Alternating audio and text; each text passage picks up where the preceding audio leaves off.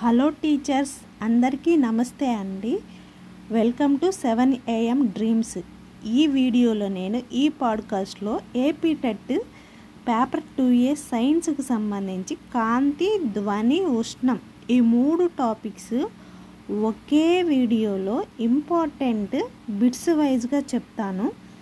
ఎవ్వరు మిస్ అవ్వకుండా చివరి వరకు చూడండి. నచ్చితే సబ్స్క్రైబ్ చేయండి. మనం టాపిక్లోనికి వెళ్దాము. షేవింగ్ మిర్రర్లో ముఖం పెద్దదిగా కనిపించటానికి ఉపయోగించే దర్పణం ఏమిటి అంటే పుటాకార దర్పణం. సూక్ష్మదర్శినిలో అమర్చే కటకం ఏది? కుంభాకార కటకం. సాధారణంగా భూతద్దంగా ఏ కటకాన్ని ఉపయోగిస్తారు? కుంభాకార కటకాన్నే ఉపయోగిస్తారు. దృశ్యపటం అంటే ఏమిటి అంటే మానవుడు చూడగలిగే సౌర్ణ వర్ణపటాన్ని దృశ్యపటం అంటారు. నెక్స్ట్, త్రిమితీయ బిందాలు రాబట్టడానికి దీనిని ఉపయోగిస్తారు. దేన్ని ఉపయోగిస్తారంటే హోలోగ్రఫీ, త్రిమితీయ బిందాలు. నెక్స్ట్ వచ్చేసరికి మోటార్ వాహనాల యొక్క హెడ్లైట్లలో ఏ దర్పణం అమరుస్తారు? పుటాకార దర్పణం. కాంతిని కొలిచే విజ్ఞానాన్ని ఏమంటారు? కాంతిమిత. విగ్జిఆర్లో కంటికి కనిపించని వర్ణం ఇండికో. స్వయం ప్రకాశకాలు అనగానేమి? కాంతి జనకాలుగా ఉండే వస్తువులని స్వయం ప్రకాశకాలు అంటారు. వజ్రం మెరవటానికి కారణం ఏంటి అంటే దాని వక్రీభవనం. కాంతి తరంగ సిద్ధాంతాన్ని ఎవరు ప్రవేశపెట్టారు అంటే హైగెన్. కాంతి ఏ తలం మీద పరావర్తనం చెందుతుందో దానిని ఏమంటారు? పరావర్తన తలం. పతన బిందు అంటే ఏమిటి? పతన పరావర్తన కిరణాలు రెండు కలిసే చోటుని పతన బిందువు అంటారు. మిథ్యా ప్రతిబింబాలు ఏ దర్పణంలో ఏర్పడతాయి? మిథ్యా ప్రతిబింబాలు సమతల దర్పణంలో ఏర్పడతాయి.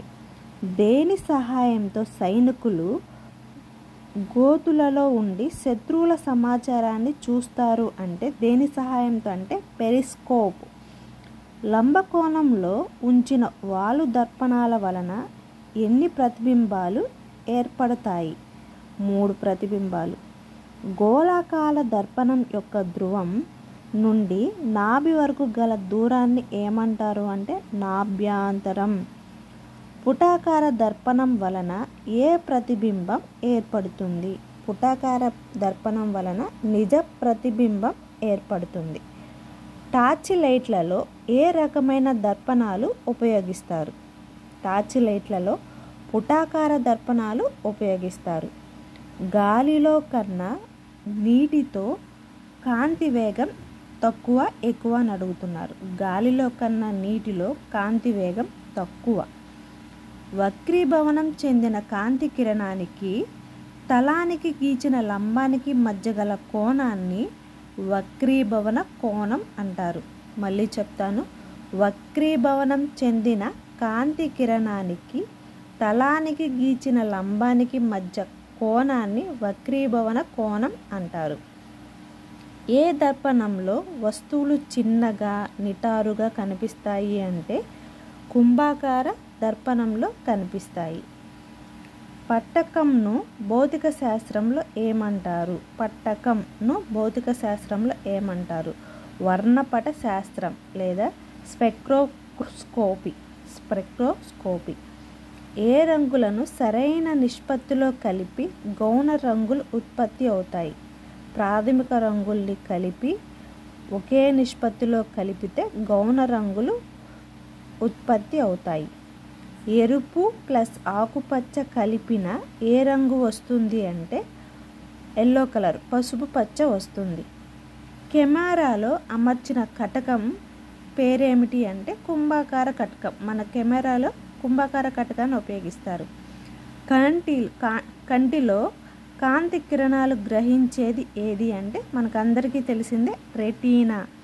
దగ్గరగా ఉన్న వస్తువులను చూడలేని వారికి ఏ దృష్టి లోపం అంటారు? దీర్ఘ దృష్టి. అంటే దగ్గరగా ఉన్నవి చూడలేరు అంటే దీర్ఘ దృష్టి.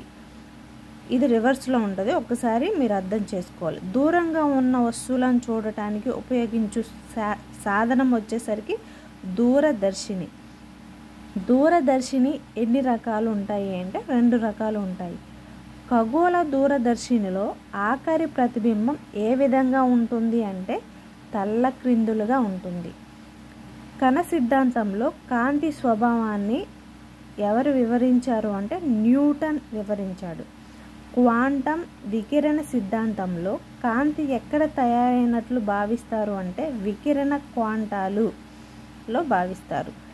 కాంతిలో ఏ ఏ కణాలు సమానం అంటే పరావర్తన పతన కోణాలు సమానం. నీటి తరంగాలు ఏ ఆకారంలో ఉంటాయి అంటే వర్తులాకారంలో ఉంటాయి. రీఫిల్ ట్యాంకు దీనిలో తయారు చేయబడుతుంది దేని ద్వారా అంటే గాజు లేదా పెర్స్పెక్స్ వంటి పారదర్శక పదార్థం. పెర్స్పెక్స్ అండి. నీటి తరంగాలలో పుటాకార కాటకాల వల్ల ద్రోణులు ఏర్పడతాయి. ఇప్పుడు మనం ప్రీవియస్ బిట్స్ని చూద్దాము. కెమెరాలోని ఏ భాగం మానవుని కంటిలో రెటీనాను పోలి ఉంటుంది అని అడుగుతున్నారండి. కెమెరాలో ఏ భాగం మానవుని రెటీనాను పోలి ఉంటుందంటే ఫిల్మ్. నెక్స్ట్, ఎర్రని కాంతి నీలపు కాంతితో దేనిలో విభేదిస్తుంది అంటే తరంగ దైన్యంలో విభేదిస్తుంది. నక్షత్రాలు మినుకు కనిపించడానికి కారణం ఏంటి అంటే కాంతి వక్రీభవనం వల్ల అవి అలా కనిపిస్తాయి. నీటిలో ఉన్న గాలి బుడక ప్రకాశించడానికి కారణం ఏంటి? సంపూర్ణాంతర పరావర్తనం. ప్రాథమిక రంగులు ఏంటి అని అడిగితే నీలం, ఆకుపచ్చ, ఎరుపు. ఈ 3 ప్రాథమిక రంగులు అంటారు. ఇంద్రధనుస్సు బాహ్య అంచు ఏ రంగులో కనబడుతుంది? వైలెట్లో కనిపిస్తుంది. వజ్రం మెరవటానికి కారణం దాని వక్రీభవనం. ఇంతకుముందే చెప్పాను, ఇది మళ్ళీ వచ్చింది బిట్. ఎండోస్కోప్లో ఇమిడి ఉన్న సూత్రం ఏంటి అంటే సంపూర్ణాంతర పరావర్తనం. ఆకాశం నీలంగా కనిపించడానికి కారణం ఏంటి అంటే సౌరకాంతిలో నీలివర్ణం ఎక్కువగా పరిక్షేపించడం. నెక్స్ట్ చూద్దాం. ఆప్టికల్ ఫైబర్ అనేది కాంతికి సంబంధించిన ఏ ధర్మానికి చెందినది అని అడుగుతున్నారు. ఆప్టికల్ ఫైబర్ వచ్చేసరికి కాంతి సంపూర్ణాంతర పరావర్తనానికి సంబంధించిందండి. ఎండమావులు ఏర్పడటానికి సంపూర్ణాంతర పరావర్తనాన్ని ఉపయోగిస్తారు. ఈ ధర్మం కూడా సంపూర్ణాంతర పరావర్తనం మీద పనిచేస్తుందండి. కాంతి వేగం, ఇది వెరీ వెరీ ఇంపార్టెంట్ అండి. కాంతి వేగం అంటే 3 × 10⁻10 cm/s ఇలా అడగొచ్చు. ఇంకొకటి 3 × 10⁸ m/s కూడా అడగవచ్చు. ఈ 2 ఒకటే అనమాట. 1 సెంటీమీటరు 2 మీటర్లు అనమాట. నెక్స్ట్ చూద్దాము. అత్యధిక వక్రీభవన గుణకం కలిగిన పదార్థం ఏంటి అంటే ఇది 3rd టైం వచ్చింది మళ్ళీ.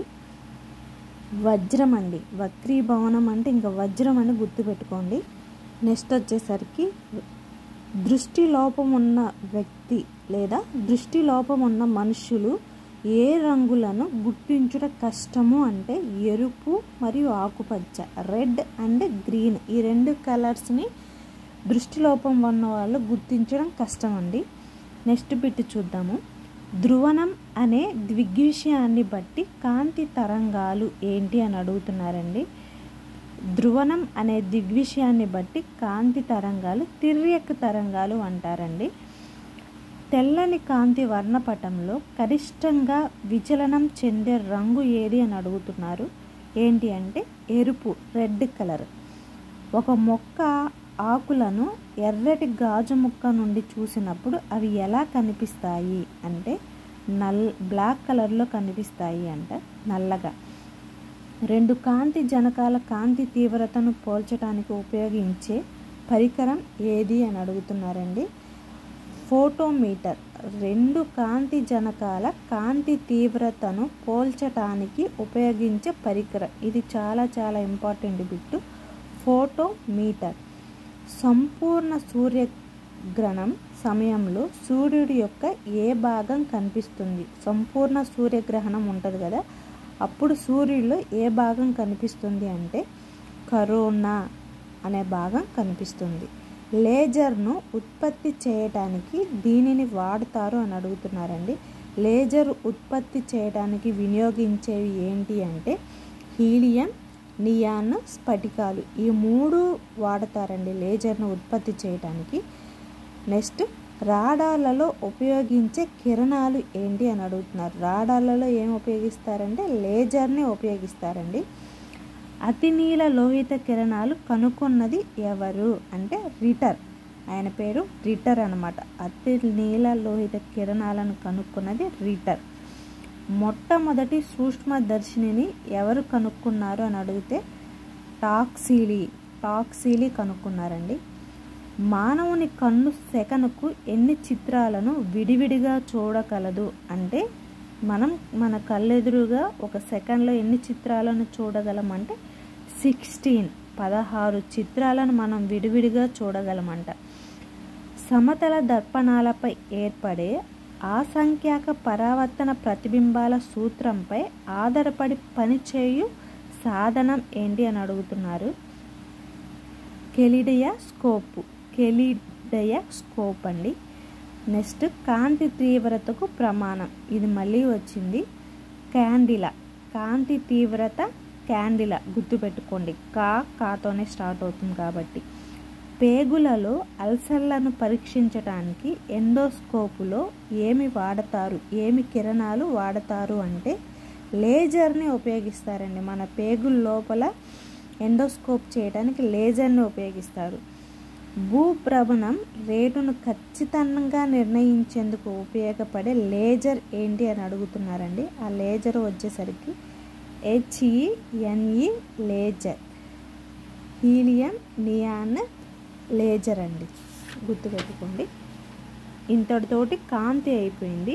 నెక్స్ట్ వచ్చేసరికి ధ్వని ఉష్ణం గురించి నెక్స్ట్ వీడియోలో డిస్కస్ చేస్తాను. ఈ పాడ్కాస్ట్ కనుక మీకు నచ్చినట్టయితే షేర్ చేయండి, సబ్స్క్రైబ్ చేసుకోండి, ఒక చిన్న లైక్ ఖచ్చితంగా చేయండి. Thank you so much.